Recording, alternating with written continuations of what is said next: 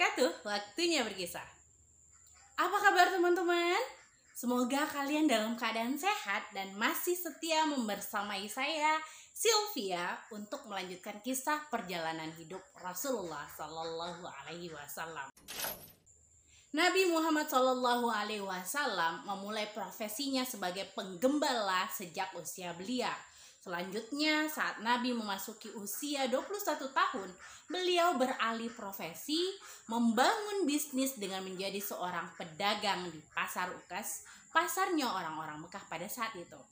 Dalam waktu yang relatif singkat, Nabi Muhammad SAW menjadi pedagang sukses di kota Mekah. Beliau memiliki strategi-strategi yang gak dimiliki oleh kebanyakan orang Mekah. Nah, seperti apa strategi bisnis yang dilakukan oleh Nabi Muhammad SAW? Mari kita simak dalam video kali ini.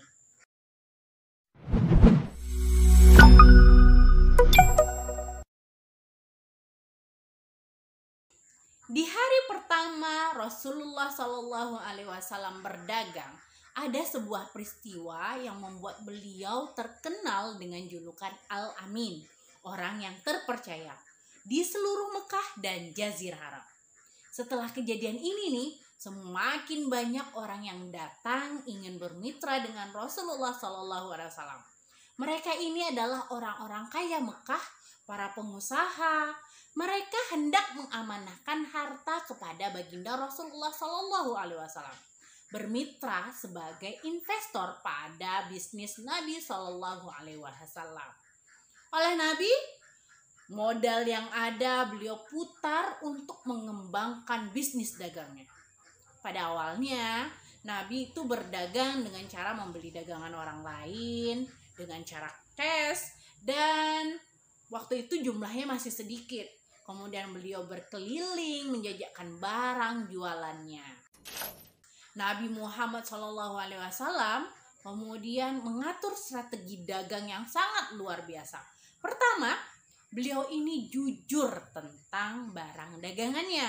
Beliau sangat transparan dalam bertransaksi dan tidak menutupi kekurangan perniagaan beliau. Jika ada yang bertanya tentang kualitas barang, beliau akan menyampaikannya dengan jujur. Kualitas ini lebih baik atau milik fulan lebih baik dari ini. Sehingga setiap Nabi membawa barang dagangannya, tidak ada lagi yang meragukan kualitas barang dagangan beliau. Karena kejujuran beliau ini, semakin banyak orang yang percaya dalam bertransaksi pada Rasulullah SAW. Hal ini kemudian menarik banyak investor untuk bermitra dengan Rasulullah SAW. Dalam waktu sekitar hanya 4 tahun, Rasulullah sudah memiliki banyak customer dan bisa menguasai pasar Mekah. Kemudian beliau mencoba untuk mengekspansi bisnisnya keluar kota Mekah, yaitu negeri Syam, mengikuti orang-orang Quraisy. Orang Quraisy biasanya itu membawa modal ke negeri Syam, membeli produk negeri Syam, lalu kembali lagi ke Mekah dan menjual barang-barang dari negeri Syam tersebut. Menggunakan istilah saat ini nih, mereka orang-orang Quraisy itu mengimpor produk dari negeri Syam dan dijual di Mekah. Tapi satu hal yang perlu digarisbawahi, bahwa orang-orang Quraisy ke negeri Syam itu hanya membawa modal harta, baik itu berupa uang ataupun emas. Berbeda dengan Rasulullah SAW. Nabi memiliki strategi dagang yang tidak dimiliki oleh orang-orang Quraisy. Dan inilah strategi Nabi yang kedua. Rasulullah SAW tidak hanya membawa modalnya ke negeri Syam dalam bentuk harta, melainkan Nabi belikan produk-produk Mekah. Dan produk-produk Mekah ini beliau jual ke negeri Syam. Kalau istilah kekiniannya tuh, Rasulullah sudah mengenal ekspor. Beliau ekspor produk Mekah ke negeri Syam. Dan perlu teman-teman tahu, selama ini orang-orang Syam itu belum pernah kenal dengan produk-produk Mekah.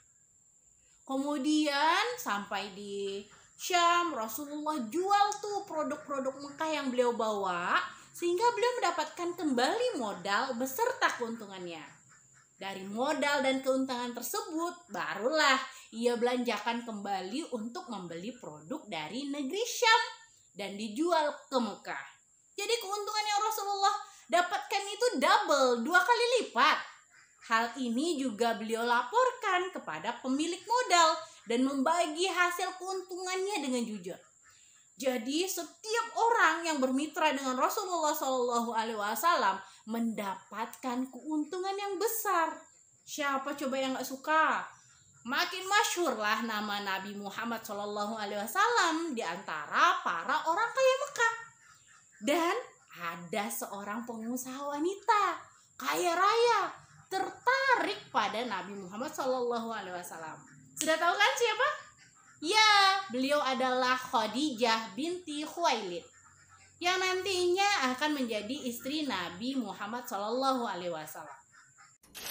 Dalam banyak buku sejarah disebutkan bahwa kekayaan Khadijah sebanding atau lebih besar dari seluruh harta pedagang Mekah. Saking kayanya Khadijah nih. Saat itu Khadijah ingin mengirimkan ekspedisi dagang ke negeri Syam. Beliau membutuhkan seorang agen untuk menjadi pimpinan rombongan kafilah dagang tersebut. Pada saat yang sama, di tengah masyarakat Mekah tengah menjadi pembicaraan yang hangat kepiawaian Rasulullah dalam berdagang, kejujuran beliau, dan setiap orang yang bermitra dengan beliau selalu mendapatkan keuntungan yang besar. Maka Khadijah pun ingin membuktikan hal itu. Pada hari yang telah ditentukan, Muhammad SAW dan rombongan kafilah dagang berangkat menuju negeri Syam. Khadijah juga mengutus Maisyarah, sahaya laki-lakinya, untuk membantu Muhammad dalam ekspedisi dagang tersebut. Selama dalam perjalanan, Maisyarah terkagum-kagum dengan Nabi Muhammad. Hal yang membuat terkagum oleh Maisyarah ini salah satunya adalah akhlak baginda Rasulullah. Perilaku Nabi Muhammad SAW pada Maisyarah itu berbeda dengan perilaku siapapun yang pada saat itu menjadi majikan atau tuan bagi seluruh sahaya. Kebanyakan nih, majikan itu selalu berkata kasar, sering membentak, bahkan memukul sahaya mereka. Apalagi jika sahaya mereka melakukan kesalahan, mereka akan dihukum dan tidak diberi makan. Jika ada keuntungan, jangan harap sahaya mereka itu tidak akan diberikan sebagian dari keuntungan tersebut. Berbeda dengan Rasulullah SAW. Jika Rasulullah SAW makan, beliau panggil Maisyarah untuk makan bersama. Jika Rasulullah istirahat, beliau juga panggil Maisyarah untuk istirahat di sebelahnya. Rasulullah mengajak Maisyarah berbicara seperti temannya sendiri. Selalu saja begitu, dari pergi hingga kembali ke kota Mekah. Perjalanan dari Mekah ke Syam dan sebaliknya itu menempuh waktu kira-kira 1 bulan jika menggunakan kuda yang cepat. Nah, untuk kafilah dagang nih biasanya bisa mencapai 2 bulan perjalanan. Selama 2 bulan perjalanan ini, Nabi Muhammad bermuamalah dengan baik pada Maisyarah. Saat pulang pun juga demikian. Saat tiba di negeri Syam, Maisyarah bertambah kagum lagi melihat cara Nabi bertransaksi. Belum ada orang yang berdagang seperti Rasulullah. Rasulullah begitu mudah berbaur dengan masyarakat Syam, dan Rasulullah juga supel. Beliau bertransaksi begitu mudahnya, baik itu saat menjual dan membeli produk barangnya. Begitu mudahnya Rasulullah menjual barang-barang dagangannya. Beliau juga mudah saja melepaskan produk yang ia jual pada seseorang yang menawar, walaupun keuntungan yang beliau dapatkan hanya sedikit. Apabila ada yang cacat pada barang jualannya, Rasulullah akan menyampaikannya pada pembeli tersebut. Dan tidak hanya itu saja, setiap Nabi memperoleh keuntungan, beliau akan simpan di tempat yang aman Kemudian beliau berkeliling mencari orang-orang fakir di negeri Syam. Lalu Nabi membagi-bagikan sebagian keuntungannya itu pada mereka. Nabi Muhammad SAW juga berusaha untuk menguasai pasar tanpa letih. Beliau tawarkan barang-barang dagangannya yang dari Mekah itu kepada orang-orang Syam. Satu persatu ia datangi. Jika orang yang pertama menolak, maka beliau akan pergi menawarkan produknya ke tempat lain. Hingga akhirnya terjadi transaksi jual beli. Subhanallah, di hari Nabi Muhammad tiba, produk-produk Mekah yang beliau bawa habis terjual. Habis hanya dalam 1 hari saja. Sehingga di hari kedua Nabi sudah bisa membeli barang-barang dari negeri Syam. Dan saat beliau beli, orang-orang negeri Syam tadi pun memudahkan beliau. Karena kemarin Nabi Muhammad SAW itu sangat supel dan memudahkan mereka dalam transaksi. Hari kedua, Rasulullah telah membeli semua produk Syam yang dibutuhkan sesuai dengan uang yang beliau miliki.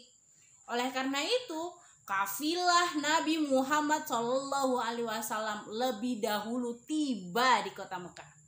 Hal ini tidak pernah terjadi pada kafilah-kafilah Quraisy karena mereka selalu saja tinggal di negeri Syam itu agak lama. Mereka berdagang dengan pelan, minimal 2 minggu lah mereka di negeri Syam, barulah mereka kembali ke kota Mekah. Sesampainya di kota Mekah, karena kafilah dagang Quraisy belum tiba, orang-orang yang bertugas di pintu gerbang Mekah itu terheran-heran. Karena menurut perhitungan mereka tuh ya, belum waktunya kafilah dagang ini sampai ke kota Mekah. Akan tetapi petugas penjaga pintu Mekah ini tetap menyerukan bahwa kafilah dagang Al-Amin telah tiba. Wahai Quraisy, kafilah dagang Al-Amin telah tiba. Maka banyaklah orang-orang Mekah yang menunggu kedatangan kafilah dagang itu, kemudian menyerbu kafilah dagang Rasulullah SAW. Sehingga sebelum masuk ke kota Mekah, barang-barang yang dibawa Rasulullah SAW langsung habis terjual. Masya Allah, lancar betul bisnis Nabi itu. Setelah itu, Nabi Muhammad SAW memasuki kota Mekah. Beliau langsung bertawaf di depan Ka'bah. Kemudian setelah beliau tawaf, dia lalu bergegas menemui Khadijah dan para pemodal untuk melaporkan hasil keuntungan yang beliau peroleh selama berdagang di negeri Syam. Beliau kesampingkan rasa letihnya itu, beliau sampaikan pada tiap pemodal, ini modalnya, ini keuntungannya. Datang lagi ke pemodal berikutnya, ini modalnya, ini keuntungannya. Nabi Muhammad SAW tidak tidur kecuali sudah menuntaskan amanah tersebut. Beliau selesaikan semuanya pada hari itu. Padahal beliau baru saja pulang dari Safar. Makin harumlah nama Nabi Muhammad SAW. Dan Khadijah pun tidak menunggu lagi untuk bertanya pada Masyarah, sebenarnya apa yang terjadi selama kamu membersamai Muhammad dalam perjalanan ke Syam? Apa kata Masyarah? Diceritakanlah oleh Masyarah ini semua yang terjadi. Tentang kenapa kafilah dagang mereka datang lebih dahulu ke Mekah. Diceritakan pula bagaimana Rasulullah bermuamalah dengan orang-orang di negeri Syam. Dan perlakuan Nabi kepada Masyarah dan semuanya. Masyarah bercerita tentang Muhammad dan hanya Muhammad. Padahal biasanya jika pulang dari perjalanan dagang, Masyarah itu sibuk bercerita tentang keuntungan dagang yang ia peroleh. Kali ini ceritanya hanyalah akhlak Rasulullah SAW. Makin kagum Khadijah pada sosok Nabi Muhammad SAW, terutama pada akhlaknya yang jujur, kesopanan beliau, serta keberhasilan beliau dalam ekspedisi dagang ke Syam. Khadijah pun mendapat untung yang besar. Namun, cerita tentang akhlak Nabi sungguh membuat Khadijah semakin terpesona. Nah, itulah tadi kisah tentang kesuksesan Nabi dalam berbisnis. Strategi-strategi yang dilakukan oleh Nabi Muhammad SAW tidak jauh dari akhlak beliau yang mulia. kejujuran beliau, mudahnya beliau dalam bertransaksi, perilaku beliau yang sangat baik pada setiap pelanggan, dan Rasulullah yang sangat bertanggung jawab dalam menjaga amanah. Di video selanjutnya insya Allah kita akan lanjutkan lah ya kisah tentang pernikahan Rasulullah SAW dengan Khadijah. Terima kasih buat kalian yang sudah menonton video ini. Sampai jumpa. Assalamualaikum warahmatullahi wabarakatuh.